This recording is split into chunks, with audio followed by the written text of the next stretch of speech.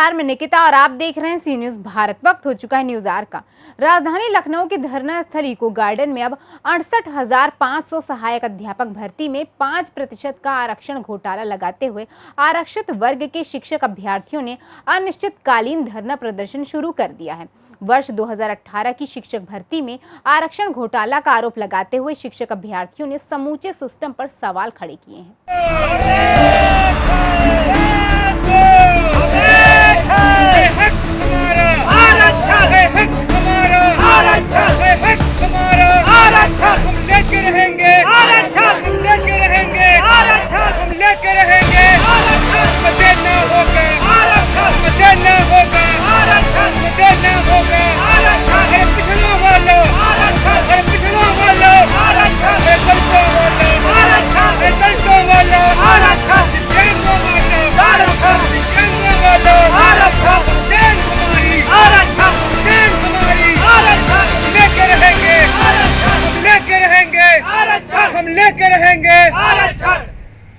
बता दें कि 68,500 सहायक शिक्षक भर्ती 2018 का विज्ञापन दिनांक 9 जनवरी 2018 को जारी हुआ, जो एक लिखित परीक्षा थी जिसमें आरक्षित वर्ग के ओबीसी, दिव्यांग, भूतपूर्व सैनिक व स्वतंत्रता संग्राम सेनानी को सामान्य वर्ग के साथ पूर्णांक 150 में से 67 अंक अर्थात 45% पर रखा गया और आरक्षित कैटेगरी में सिर्फ अनुसूचित जाति व अनुसूचित जनजाति को पूर्णांक 150 में से 60 अंक अर्थात 40% पर रखा गया, जिसको लेकर अभ्यर्थियों ने माननीय राष्ट्रीय पिछड़ा वर्ग आयोग नई दिल्ली, राज्य पिछड़ा वर्ग आयोग लखनऊ व सामाजिक न्याय व सद्भावना समिति विधान परिषद आदि में शिकायत की थी। इस मामले में लंबे समय तक चली सुनवाई के उपरांत आदेश निर्गत किया गया और उत्तर प्रदेश सरकार को राष्ट्रीय पिछड़ा वर्ग आयोग नई दिल्ली, राज्य पिछड़ा वर्ग आयोग लखनऊ, सामाजिक न्याय व सद्भावना समिति विधान परिषद ने अपनी संस्तुति व रिपोर्ट भेजी, जिसमें आरक्षित वर्ग में ओबीसी, दिव्यांग, भूतपूर्व सैनिक व स्वतंत्रता संग्राम सेनानी आदि को इस भर्ती में आरक्षित वर्ग मानते हुए पासिंग मार्क में 5% की छूट देकर सफल अभ्यर्थियों को नियुक्ति के जाने के आदेश निर्गत किए गए थे। पिछले 6 महीने से आदेश आने के बाद भी बेसिक शिक्षा विभाग द्वारा इस मामले में अब तक कोई भी कार्यवाही नहीं की गई। इसी क्रम में कल सोमवार को आरक्षित वर्ग शिक्षक अभ्यर्थियों ने बेसिक शिक्षा मंत्री के आवास का घेराव भी किया था, जिसके बाद सभी को गिरफ्तार कर इको गार्डन पहुंचा दिया गया था। धरना पर बैठे शिक्षक अभ्यर्थियों की माने तो 68,500 शिक्षक भर्ती में अभी भी लगभग 22,000 सीटें रिक्त हैं।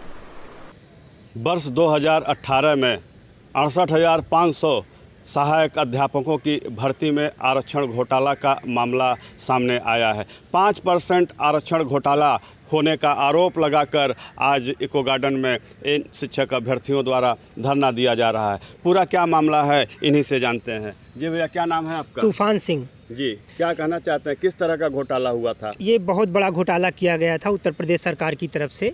आपको बता दें कि 68,500 सहायक शिक्षक भर्ती का विज्ञापन जनवरी 2018 में जारी किया गया और उस विज्ञापन में जो उत्तीर्णांक निर्धारित किया गया था कि जो व्यक्ति कितना नंबर पाने के बाद उत्तीर्ण घोषित होगा, उसमें आरक्षित वर्ग की जो 4 कैटेगरियां होती हैं, ओबीसी, दिव्यांग, भूतपूर्व सैनिक और स्वतंत्रता संग्राम सेनानी, इनको सामान्य वर्ग के बराबर रख के उत्तीर्ण कराया गया था, जबकि एससी व एसटी को आरक्षित कैटेगरी माना गया था। ओबीसी वर्ग को आरक्षित कैटेगरी माना ही नहीं गया। जो उत्तीर्णांक लगाया गया 45% उत्तीर्णांक अर्थात पूर्णांक 150 में से 67 अंक पर ही उत्तीर्ण घोषित किया गया, जबकि हम लोग आरक्षित वर्ग से आते हैं। आरक्षित वर्ग का जो उत्तीर्णांक है वह होना चाहिए 40% अर्थात 60 अंकों पर। इसी को लेकर लगातार हम लोग संघर्षरत रहे, शासन में आलाकमान अधिकारियों से मिलते रहे और राष्ट्रीय पिछड़ा वर्ग आयोग, राज्य पिछड़ा वर्ग आयोग, विधान परिषद में यह मामला चला। पिछले 2.5 से 3 साल तक सफ़र करने के बाद इन सभी आयोगों में जब सुनवाई होती थी तो यही आलाकमान अधिकारी जाते थे, अपनी रिपोर्ट ले जाते थे। उसके बाद राष्ट्रीय पिछड़ा वर्ग आयोग ने एक संस्तुति उत्तर प्रदेश सरकार को भेजी, राज्य पिछड़ा वर्ग आयोग ने एक संस्तुति रिपोर्ट उत्तर प्रदेश सरकार को भेजी और सामाजिक न्याय व सद्भावना समिति की रिपोर्ट विधान परिषद से शासन को भेजी गई। इस पर यह बताया गया कि 68,500 शिक्षक भर्ती में लगभग 23,000 सीटें खाली हैं और 5% की छूट के दायरे में इन 4 कैटेगरियों को रखा जाए और इनको उत्तीर्ण घोषित करके नियुक्ति दी जाए। इसी मांग को लेकर लगातार हम लोग आलाकमान अधिकारी से मिल रहे हैं, शिक्षा मंत्री से मिल रहे हैं, लेकिन अभी तक इस पर कोई कार्रवाई नहीं की गई। कल हम लोग लोगों ने आंदोलन किया, माननीय शिक्षा मंत्री जी के आवास का घेराव किया, वहाँ पर भी हमारी कोई सुनवाई नहीं हुई। अब हम लोगों ने यह ठान लिया है कि दलित पिछड़े होने के कारण उत्तर प्रदेश की सरकार हम लोगों के साथ एक बहुत बड़ा छलावा कर रही है और 5% की छूट के दायरे में 50,000 अभ्यर्थियों को नुकसान झेलना पड़ा है। लगभग 50,000 अभ्यर्थी प्रभावित हैं 5% का घोटाला होने की वजह से। जी। एक लंबा समय हो गया है, वर्ष 2018 से आज तक का। इस बीच में क्या लगता है किन तमाम आप लोगों ने लड़ाइयाँ लड़ी, अपनी बातें अधिकारियों तक पहुँचाई, सरकार में बैठे नुमाइंदों तक पहुँचाई, मुख्यमंत्री योगी आदित्यनाथ के कानों तक पहुँचाई। अब इस धरने का क्या औचित्य, क्या लगता है, न्याय मिलेगा? जी, न्याय इसलिए मिलेगा कि एक 68,500 एक ऐसी इकलौती भर्ती थी जिसमें आरक्षण का एक घोटाला किया गया, 5% छूट ना दी गई। लेकिन इस भर्ती में अभी तक लड़के उत्तीर्ण हो रहे हैं और उनकी प्रक्रिया कंटिन्यू चल रही है।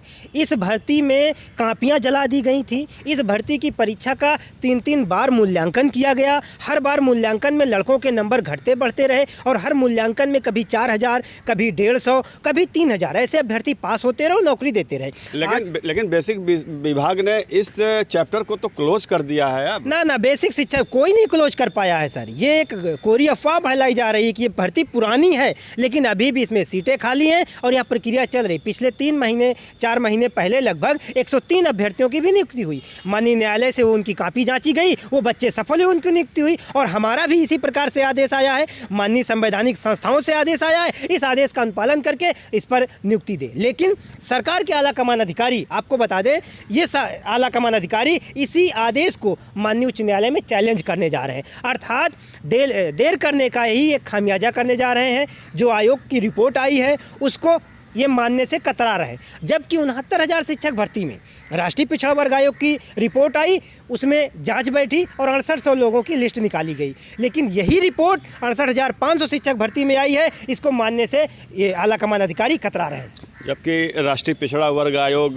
सरकार की संवैधानिक संस्था है और उस रिपोर्ट को मानने से इनकार करना, ये तो आयोग के आदेश की अवहेलना ही होगी। ये आयोग के आदेश की अवहेलना है, ओबीसी वर्ग की अवहेलना है, एक प्रकार से घोर बेइज्जती करना है। माननीय प्रधानमंत्री नरेंद्र मोदी जी ने इस आयोग का गठन किया, इस पर संवैधानिक दर्जा प्राप्त किया और पूरे चुनाव प्रचार में कहीं भी रैलियां होती थी या जो है जोर से बताते कि हमने राष्ट्रीय पिछड़ा वर्ग आयोग को संवैधानिक दर्जा दिया है, अगर दलित पिछड़ों के साथ कोई अन्याय होगा तो वहां से इनकी सुनवाई की जा सके। इसी प्रकार से राज्य पिछड़ा वर्ग आयोग उत्तर प्रदेश में है, वहां से आदेश आया। लेकिन सत्ता में बैठे लोग और ये आला कमान अधिकारी दलित पिछड़ों से न जाने कितनी नफरत करते हैं कि उनकी एक भी न्यायिक प्रक्रिया को करने से कतरा रहे हैं। फिलहाल अब आप लोग आंदोलन की राह पर उतर ही पड़े हैं, तो अब अगला कदम क्या होगा? अगला कदम हमारा आंदोलन ही होगा। लगातार धरना जारी रहेगा और बीच बीच में हर एक दरवाजे को खटखटाते रहेंगे। जो दरवाज़ा हमारे लिए न्याय का दरवाज़ा होगा, चाहे वो उप मुख्यमंत्री हो,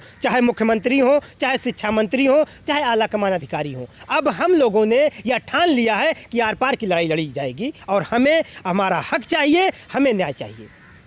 तो आप देख रहे हैं कि ये लोग 68,500 शिक्षक भर्ती के अभ्यर्थी हैं जो अपने अधिकारों के लिए संघर्ष कर रहे हैं। आरक्षण घोटाला हुआ है, 5% सीटें विभाग ने मिलकर खाली हैं, यूँ कहें, उस पर दूसरे लोगों को चयनित कर दिया है। अब यह मामला तूल पकड़ लिया है। कल इन लोगों ने बेसिक शिक्षा मंत्री के आवास का घेराव किया था, जिसके बाद वहाँ से गिरफ्तार कर इन लोगों को इको गार्डन लाया गया है और यहाँ इको गार्डन में ये लोग अनिश्चितकालीन धरना पर बैठ गए हैं। इनके तेवर अब सख्त होते जा रहे हैं। आने वाले समय में इन लोगों का रुख बड़ा कड़ा हो सकता है, सड़कों पर उतरने को बाध्य हो सकते हैं। सी न्यूज़ से उमेश विश्वकर्मा। फिलहाल के लिए इस खबर में बस इतना ही। देश और दुनिया की तमाम खबरों के लिए देखते रहिए सी न्यूज़ भारत।